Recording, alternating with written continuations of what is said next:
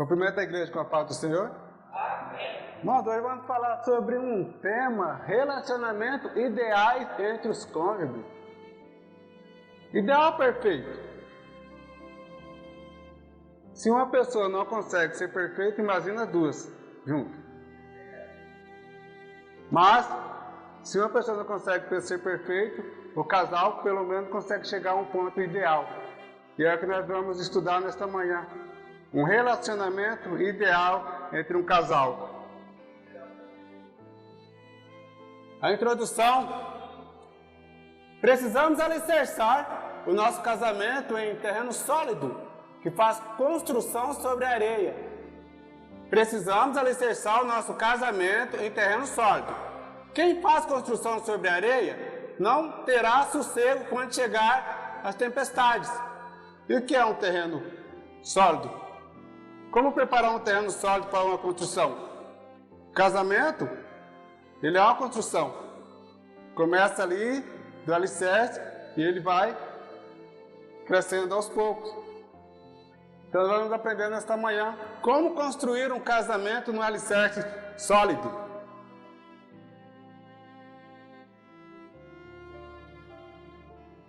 Ponto 1. Fundamentos do relacionamento conjugal. O relacionamento conjugal só será ideal se começar pelo amor, passar pela confiança e desaguar no diálogo. Acima de tudo isso, ainda precisa ter presença de Deus, que homologa e autentica toda a união conjugal. Irmãos, a base, o alicerce de qualquer relacionamento é amor, confiança e diálogo.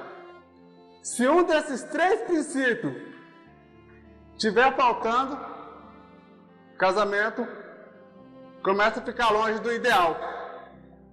E os próximos dois tópicos, no ponto 1, ponto 2 e ponto 3, é totalmente baseado no amor, na confiança e no diálogo. Por isso que é muito importante prestar atenção no ponto 1 para poder entender bem o ponto 2. Seguindo, relacionamento com amor. A essência do amor, algo indescritível, inexplicável, pois ele não se mede, não se pesa, não se quantifica. Amar de boca para fora, sem atitude, quem comprove o amor, não tem sentido. A gente já falou um pouquinho sobre o amor, Eros. É o amor que une homem e mulher. É um amor diferente. Eu já li vários textos que falam que esse amor é amor sexual. Mas vamos imaginar que a pessoa chegou lá nos seus 70 anos. O amor sexual dele tem o mesmo pico dos 30. Logo, seu amor era que se une, homem e mulher. Quando ele chega aos 70, 80 anos, eles vão desunir porque já não tem mais o mesmo pique. Então o amor eros é muito mais do que um amor sexual. Um amor intenso entre duas pessoas. Depois de se amarem, faz um voto sagrado diante de Deus. Não é um amor que sente pelo filho, não é um amor que sente pelo pai, não é um amor que sente pelo amigo. É um amor muito mais intenso. E quem falou desse amor? Salomão falou desse amor, lá em Cânticos 8, 6 e 7. Ele diz assim: coloque-me como um selo sobre o seu coração, como um selo sobre os seus braços, pois o amor é tão forte quanto a morte. E o ciúme é tão inflexível como as plantas sepulturas. Suas brasas são fogo ardente, são labaredas do Senhor. Nem muitas águas conseguem apagar o amor. Os rios não conseguem levá-lo na correnteza. Se alguém oferecesse toda a sua riqueza da sua casa para adquirir o amor, seria totalmente desprezado. Mas Salomão não estava falando isso só por falar. Ele estava falando isso para uma pessoa que ele amava muito, que era uma pessoa muito especial na vida dele. Quem que era? O nome dessa mulher? Alguém sabe o nome da mulher que Salomão era tremendamente apaixonado por ela? Já falei na outra escola dominical aqui, lendo esse mesmo texto. Sulamita. Era para Sulamita. Esse era o amor eros. Amor profundo, amor intenso que nada poderia apagar. Vamos seguindo? Falamos do amor. Agora nós vamos falar da confiança. Relacionamento com confiança. Confiança não se impõe, se conquista. Sem confiança, nenhum relacionamento pode dar certo. A fidelidade, a verdade, a honestidade são ingredientes da confiança. A confiança elimina as dúvidas, as incertezas. Quando se perde a confiança, perde-se automaticamente a credibilidade. Mas vocês já ouviram alguém chegar para vocês e falar, pode confiar em mim? Confia em mim. Confiança a gente não pede. Quando alguém diz, confia em mim, eu já coloco o pé para trás. Porque confiança não se pede, a gente sente confiança na outra pessoa, a gente sente firmeza na outra pessoa. Então o casamento tem que ser baseado na confiança. A esposa deve sentir firmeza no marido, o marido deve sentir firmeza na esposa. Relacionamento com confiança. Irmãos, observe que o com está arriscado. Então não é com, é sem confiança. O que ocorre? Insegurança e medo. Um casamento que o marido não confia na mulher, a mulher não confia no marido, é um casamento de insegurança e de medo. As dúvidas constantes sobre o que o outro diz, ou se fará, ou que se comprometeu, levam à insegurança do cônjuge. Então, relacionamento sem confiança gera insegurança, gera medo, gera depressão e gera ansiedade. Não acreditar na conduta ou sinceridade do companheiro, da companheira. Depressão, ansiedade. Relacionamento sem confiança gera solidão. Estar ao lado de uma pessoa que a gente não confia é a mesma coisa de estar sozinho. E se for com confiança? Com confiança? Para um relacionamento ter confiança, quem fala precisa honrar o que ele está falando. Não fazer promessas que não consiga cumprir. Quando o marido ou a esposa prometem uma coisa um para o outro, se eles não puderem cumprir, eles chegam e conversam, ela não vou poder fazer e dá a justificativa. Isso gera confiança. Ser humilde. Como ser humilde no casamento? Não sei se vocês já repararam, às vezes o marido faz alguma coisa errada e aí o que ele fez deu errado, ele começa a jogar a culpa na esposa, ou a esposa faz alguma coisa que deu errado, começa a jogar a culpa no marido e vira aquela briga, aquela confusão, porque falta humildade. Humildade no sentido de assumir a responsabilidade das próprias ações. O marido chegar para a esposa, eu errei, e não ficar tentando responsabilizar ela. Ou a esposa dizer, eu errei, e não tentar ficar responsabilizando o marido. Isso gera confiança. Respeita a privacidade do outro. Não, marido e mulher têm privacidade? Marido e mulher têm privacidade? Tem privacidade um do outro? Tem. Em que sentido? No sentido de que tem coisa que é íntimo, meu, é meu. Lá quando eu era solteiro, ou alguma coisa que aconteceu que é meu, eu carrego comigo. Mas um dia eu confidenciei para minha esposa. Olha, aconteceu isso e isso comigo. Ou eu tenho isso, isso, isso. Só que é meu. Eu guardei sempre para mim, mas um dia eu confidenciei para ela. Ou ela um dia confidenciou para mim algo. E aí eu ou ela saímos e falamos para outra pessoa. O que acabamos de fazer? Invadimos a privacidade do outro. Então, irmão, a privacidade nesse sentido. Porque, eu não posso pegar o celular do meu marido. Então tem segredo aí. Aí já tem algo errado. Aí já falta o quê? A confiança. Então, o respeito à privacidade é coisas íntimas do homem ou da mulher. Que um resolveu confidenciar para o outro que deve ficar somente entre os dois. A partir do momento que o marido ou a mulher falar para outra pessoa, ele desrespeitou a privacidade. Relacionamento com diálogo.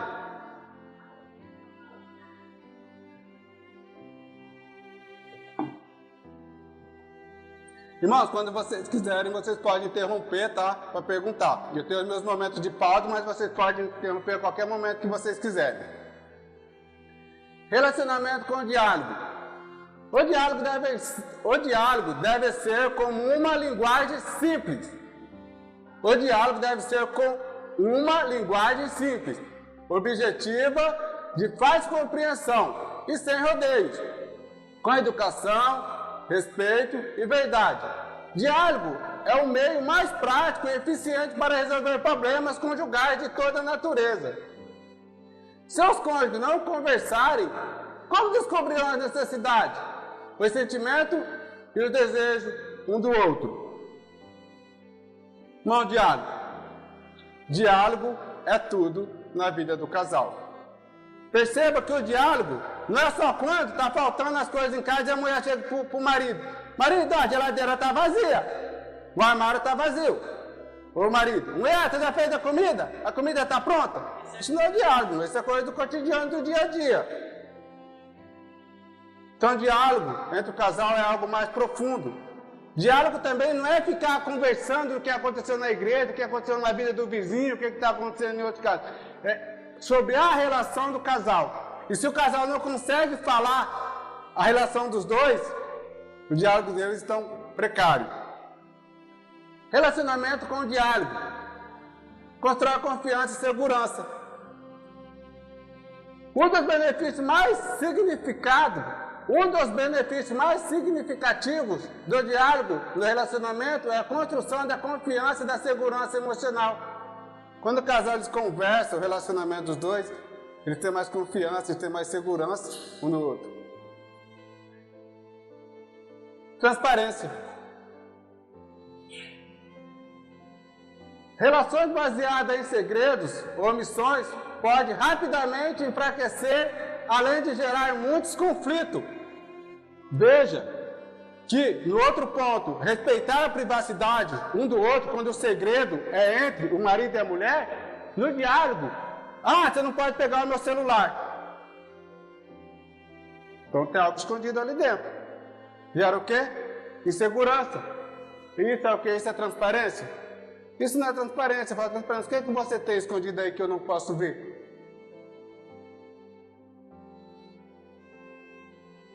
Cria intimidade.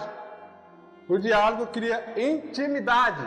O diálogo constante permite que o casal compartilhe não apenas suas alegrias, mas também suas preocupações e desafios. Relacionamento com o diálogo.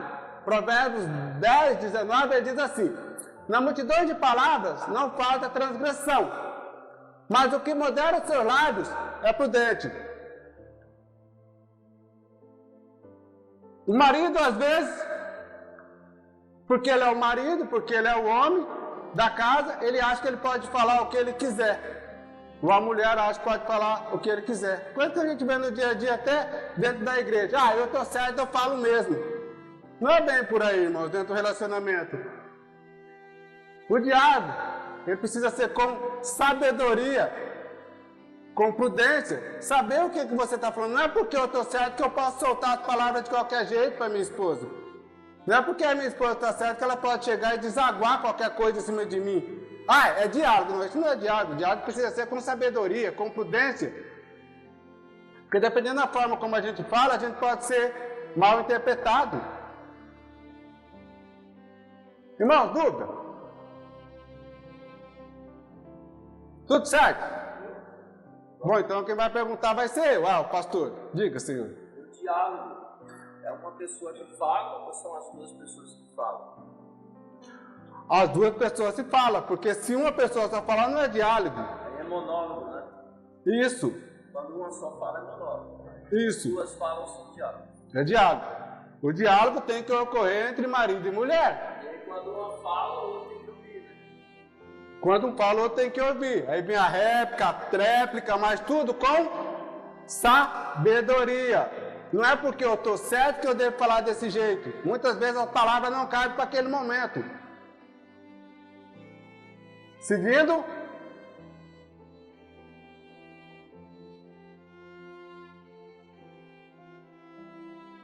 Ponto 2.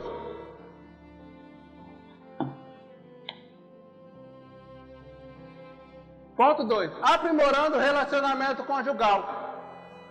Bom, o relacionamento precisa de aprimoramento? Todo relacionamento precisa de aprimoramento. Você pode pensar na seguinte conclusão: meu cônjuge tem defeito, mas suas qualidades superam em muito os seus defeitos. O que deve fazer é procurar fortalecer as partes fracas e não deixar que as partes fortes sejam enfraquecidas. Então, irmãos, todos nós temos defeito e qualidade. E muitas vezes o marido ou a esposa, em vez de elogiar a qualidade um do outro e procurar ajudar a melhorar os defeitos, não, fica só criticando os defeitos, condenando os defeitos, mas nunca vê a qualidade um do outro. Agora eu pergunto, será que isso aprimora um casamento? Não aprimora o casamento. A tendência é fazer com que as qualidades, que o outro comece a perder as qualidades, em vez de melhorar nos defeitos. 2.1. Aprimorar os defeitos, aprender a renunciar. A nossa vida é marcada por renúncia. Sempre que me dedico a uma coisa, preciso renunciar a outra. Abrir mão de algum desejo pessoais de benefício mútuo. Mas não pode um dos cônjuges recuar ou renunciar o tempo todo. Tem que ter consciência de ambas as partes para haver equilíbrio e harmonia. Irmãos, quando nós lemos lá em Gênesis, capítulo 2, 24, por essa razão, o homem deixará o pai e mãe e se unirá à sua mulher. Eles se tornarão uma só carne. Irmãos, aqui começa a primeira renúncia do homem e da mulher quando ele sai de dentro da casa dos pais deles. Antes eles eram dependentes. Hoje, eles já não são mais dependentes, eles que vão administrar. Antes eles eram administrados, agora eles vão ser administradores. Eles vão ter que renunciar a uma vida talvez tranquila, sem preocupação, para agora começar uma vida de preocupação. Agora eu pergunto, o que é renunciar? O que é renunciar? É aceitar as diferenças, sonhar e planejar junto. O marido ou o homem está na sua casa com costumes, a mulher na casa dela com costumes totalmente diferentes, e aí os dois se juntam. Se os dois trazerem esses costumes totalmente diferentes, vai dar certo? Não vai dar certo, não vai funcionar. Então eles vão ter que fazer o quê? Aceitar as diferenças. Vão começar a planejar algo para o futuro, eles vão sonhar juntos, fazer planejamento junto para o futuro. Mas o que tinha na casa de um, o que tinha na casa do outro, eles vão ter que renunciar. Renunciar é abrir mão do orgulho de estar sempre certo. Às vezes o homem vem lá da casa dele, agora porque ele tem a mulher dele, a gente vê isso muito dentro da igreja, porque diz que o marido é o líder, é o cabeça, e ele acha que ele está sempre com a razão, que ele é o bom, e que a mulher submissa tem que estar sempre de cabeça baixa. Só que ele tem que aprender que agora ele já não é mais um, ele é dois, que a mulher não é mais uma, ela é duas, com o marido dela. E aí tem que abrir mão do orgulho de estar sempre certo, dialogar, conversar para chegar no meio termo. Aprenda a suportar. E aí, irmãos? Vocês já fizeram isso aqui já? Mas fala a verdade, vocês já sentiram vontade de fazer isso aqui já com o marido? Fala que não. A irmã já olhou pro outro ali, deu risada ali, ó. Aprenda a suportar. Tolerar as falhas, aturar a deficiência e aceitar os limites da pessoa amada. Todos têm limites físicos, intelectuais, laborais, sexuais, de paciência. Ninguém é perfeito, pleno, absoluto. Todo mundo erra.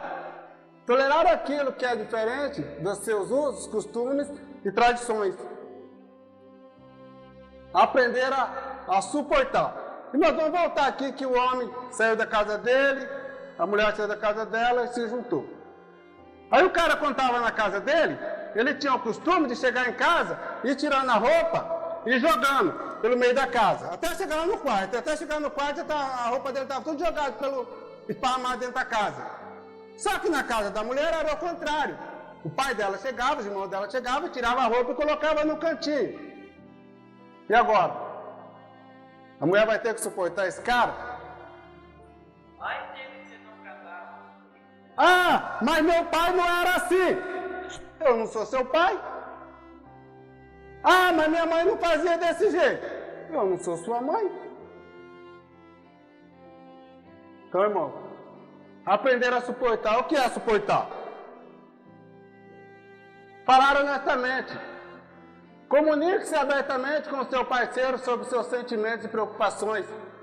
Se o marido está jogando as coisas no meio da casa, a mulher não tem que ficar brigando.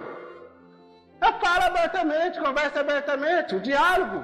Saiba como conversar, não é ficar gritando, brigando. Então, se o marido está jogando as coisas no meio da casa, não é a mulher ficar gritando e brigando, porque isso vai gerar mais problema. Mas é ter sabedoria para ter um diálogo, falar honestamente. Resolver os problemas junto. Ah, o marido passou jogando as coisas no meio da casa. Ah, beleza. Quando ele estiver bem sossegado, tranquilo, calmo, que ele tiver tomado banho, deixa as coisas jogadas lá. Aí depois, ô amor, chega aí. Aí depois vai com ele, junto com ele, pegando as coisas que está jogado. Faz junto com ele. Aos poucos ele vai aprender que ele não deve jogar as coisas no meio da casa. Porque toda vez que ele deixar a roupa dele arrumada no meio da casa, a mulher vai chamar ele para pegar junto com ela. E não, ela não vai sair pegando tudo sozinho. Então, irmão, resolva os problemas juntos. Enfrente os problemas de forma construtiva, buscando soluções que funcionem para ambos. E aceitar a diferença. Homem e mulher por si mesmos são diferentes, a gente já estudou isso. Mulher é um vaso mais fraco no quê? A gente já estudou no sentimento, a mulher é mais sentimental, é só nisso que ela é mais fraca, irmão. Não é dizer que é mais fraca fisicamente não, a gente já estudou isso, né? O homem já é mais casca grossa, né? Então, marido e mulher são indivíduos únicos, com diferença, ponto de vista, valores e preferência. Então, homem e mulher precisam aprender a aceitar a diferença um do outro.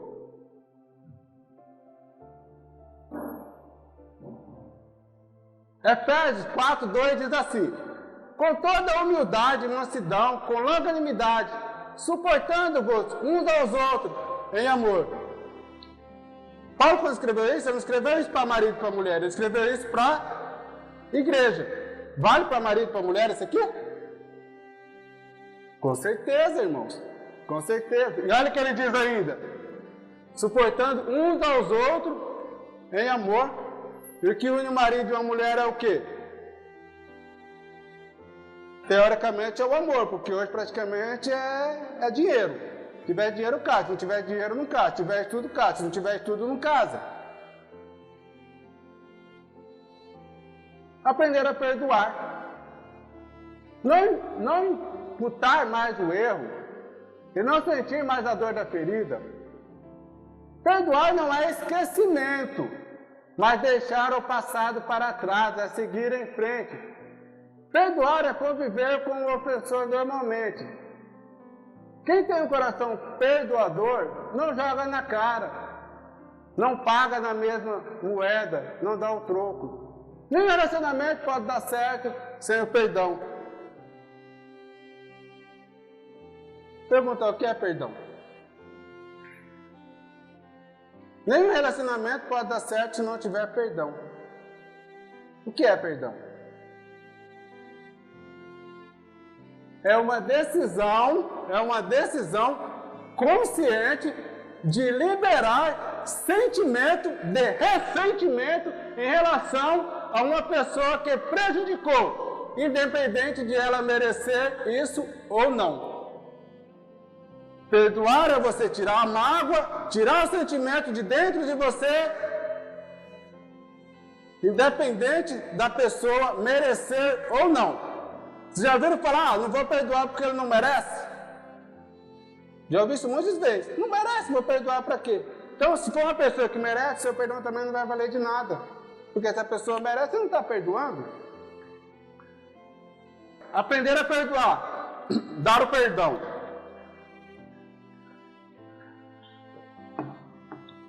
precisamos dar o perdão. E o que é dar o perdão? Não encarar como fraqueza. Irmão, não encarar como fraqueza vale tanto para quem vai dar o perdão, como para quem vai pedir o perdão. Tem pessoas que falam, eu não vou perdoar porque eu não sou fraco. Ah, eu fui fraco porque eu perdoei. Outro, eu não dou meu braço a torcer, não vou pedir perdão. Ah, não, se eu pedir perdão, eu estou mostrando que eu sou fraco. Não é, irmão? Dar perdão e pedir perdão não é fraqueza, mas revela firmeza de caráter, maturidade emocional, resiliência. Resiliência é voltar atrás, e disposição para evoluir. A pessoa que pede perdão, a pessoa que dá o perdão, ele está pensando em evoluir, não é fraqueza.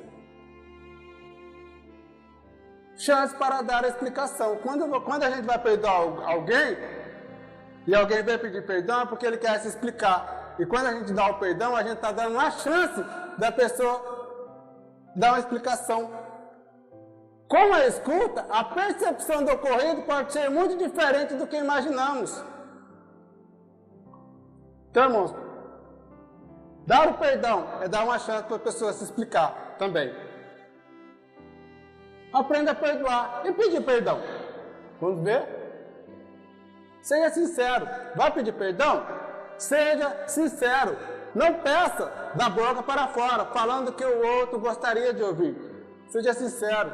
Peça perdão, mas peça perdão de verdade. A gente, quando pede perdão, a gente larga de fazer o que a gente estava fazendo. Porque a gente pedir perdão todo dia e continua pedindo perdão pela mesma coisa, a gente não está sendo sincero, a gente continua praticando os mesmos atos.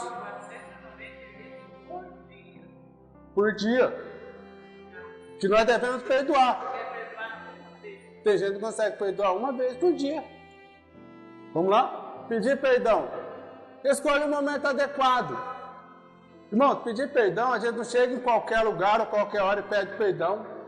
Talvez quem vai pedir o perdão em momento inadequado pode não receber o perdão que ele poderia receber se o momento fosse adequado. Pensa o casal no momento de fúria, no momento de briga, a mulher estressada, o homem estressado, aí vai falar, me perdoa.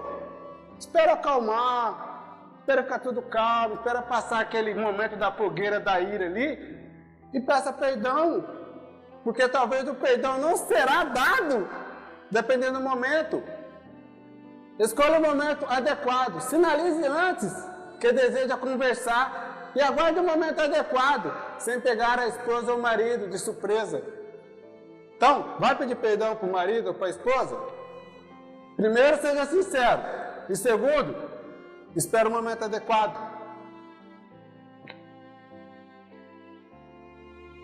Aprender a perdoar. Colossenses 3, 13 e 14. Não fiquem irritados uns com os outros. E perdoem uns aos outros, caso alguém tenha alguma queixa contra outra pessoa. Assim como o Senhor perdoou vocês, perdoem uns aos outros. E acima de tudo, tenha amor, pois o amor une perfeitamente todas as coisas.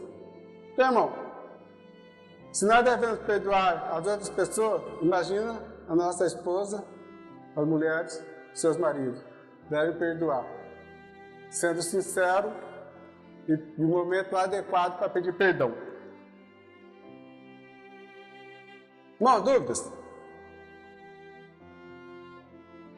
Irmãos, vocês não estão perguntando, a lição está indo mais rápido, a lição é mais tranquila de falar. Dúvidas, perguntas? Tranquilo? Então seguimos.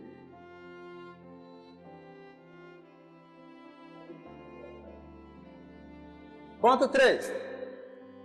Alcançando a maturidade conjugal.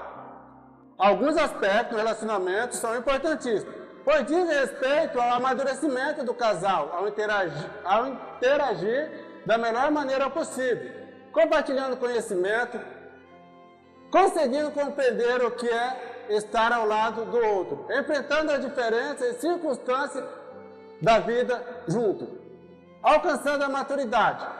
Nosso casamento é igual ao nascimento de uma criança. A criança, ela nasce, aí depois ela aprende a andar, ela aprende a falar. O casamento é a mesma coisa. Apesar que teve um momento de namoro, apesar que hoje em dia o namoro, quando começa, já estão praticamente casados, já tem filho, né? Ou seja, Ou melhor, o namoro hoje, quando começa, não começa. Já está tipo casado e com filho. Né? Só que o casal, quando eles começam, nos padrões bíblicos, começa a namorar, se conhece, veja se combina e depois casa. Mas quando casa, eles descobrem que ninguém conhecia ninguém. Que é totalmente diferente daquilo que imaginava. E precisa do quê? Alcançar a maturidade conjugal. Isso é a vida toda. Se o casal viver 50 anos junto, é 50 anos que eles vão viver aprendendo um com o outro e crescendo. 60 anos, é 60 anos aprendendo, se amadurecendo. Relacionamento com mutualidade. Significa abranger mais de uma pessoa. Cada pessoa tem e continuará tendo a sua individualidade. Mas no casamento não é aceito o individualismo, o eu, o egoísmo, o egocentrismo ficará para trás. E cada um por si. Não existe mais o que eu era. O que era solitário agora é mútuo. Uma mutualidade. Casou, serão os dois uma só carne. Eu não posso pensar mais no eu. A esposa não pode pensar mais no ela. Eles precisam pensar nos dois. Tudo que ele tem que fazer é para os dois. Olha que bonitinho aqui, ó, o marido e a mulher aqui, ó. Não está assinando aqui, ó. Temperando a pizza. Os dois lá temperando a pizza. Mutualidade. Relacionamento com mutualidade não é individualismo. Mutualidade não é pensar em si mesmo, é pensar no conjunto, pensar no casal, pensar na família. E Eclesiastes, capítulo 4, de 9 a 12, diz bem isso. Olha o que é que ele diz. É melhor serem dois que um, pois um ajuda o outro a alcançar o sucesso. Se um cai, o outro ajuda a levantar-se. Mas quem cai sem ter quem o ajude, está em sérios apuros. Da mesma forma, duas pessoas que se deitam juntas aquecem uma a outra. Mas como fazer para se aquecer sozinho? Sozinho, a pessoa corre o risco de ser atacada e vencida. Mas duas pessoas juntas podem se defender melhor. Irmãos, parece que isso foi feito para marido e para mulher, esse texto, né? Então, irmãos, é mutualidade. Vocês já viram falar que o casal deve orar junto? Então, sozinha a pessoa corre o risco de ser atacada e vencida, mas duas pessoas juntas podem se defender melhor. Oração junto, a cilada do inimigo, está lá a esposa orando pelo bem do casal, e o marido não está nem aí. O marido, presa fácil. A esposa está lá na luta, só que ela está lutando sozinha. E se juntar o marido e a esposa lutar junto contra a cilada do inimigo, vai ser mais fácil a vitória? É muito mais fácil a vitória. Falar, pastor? Então, irmãos, relacionamento com mutualidade é o casal pensar nos dois e não em si mesmo, é batalhar junto, é sonhar junto. Relacionamento com reciprocidade. Reciprocidade significa dar e receber. Retribua todo o esforço, mesmo o menor benefício recebido da pessoa amada. Recompense o ato mais simples que recebe. Dê valor no que a pessoa fez ou faz por você. Reciprocidade.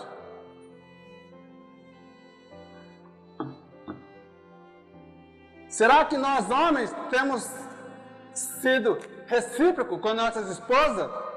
Que a esposa costuma ser mais carinhosa, mais dedicada. Será que nós temos retribuído, às vezes, esse carinho, essa dedicação que ela tem feito por nós? Ou será que o homem que é mais carinhoso com a sua esposa, será que ela tem retribuído? Tem meu irmão que ele falou para mim uma vez o seguinte: todo dia, quando eu venho do meu trabalho, eu compro um negocinho para minha esposa. É um lápis de pintar a sobrancelha, é um bombom, coisinha boba que não me custa nada. Mas pensa como que a mulher fica feliz. Às vezes uma florzinha, às vezes eu estou passando na estrada, aí eu vejo uma florzinha bonitinha, eu paro a moto, vou lá, pego a florzinha e chego lá e falo: meu amor, eu trouxe para você. Ela fica muito feliz. Agora, será que ela não faz isso porque ela tem feito outras coisas para ele? Reciprocidade, irmãos. Reciprocidade é isso. A mulher faz, mas o marido faz. E está sempre um tentando fazer melhor para o outro. Aí fica aquela briga de quem faz melhor. Mas é uma briga sadia de marido e de mulher. Um tentando retribuir o outro da melhor forma possível.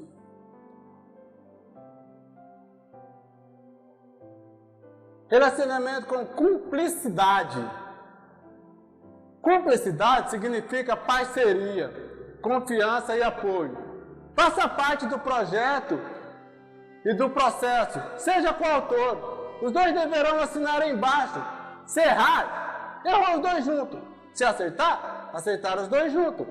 Ninguém ficará com peso de consciência ou levará a culpa sozinho do que deu errado.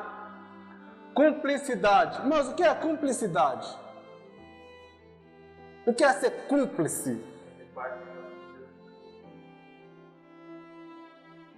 Fazer parte junto do mesmo crime. Fazer parte do mesmo crime, disse o pastor. Isso é a cumplicidade? É cumplicidade, irmão. Se o marido falar para a esposa, vamos cometer um crime nós dois juntos, a esposa falar, vamos. Ela é cúmplice. Se a esposa falar, vamos cometer um crime, o marido falar, vamos, isso é cumplicidade. E o que é a cumplicidade? É a dimensão mais íntima do relacionamento, caracterizada pela confiança, sinceridade, compartilhamento de segredos, desejos e experiências pessoais.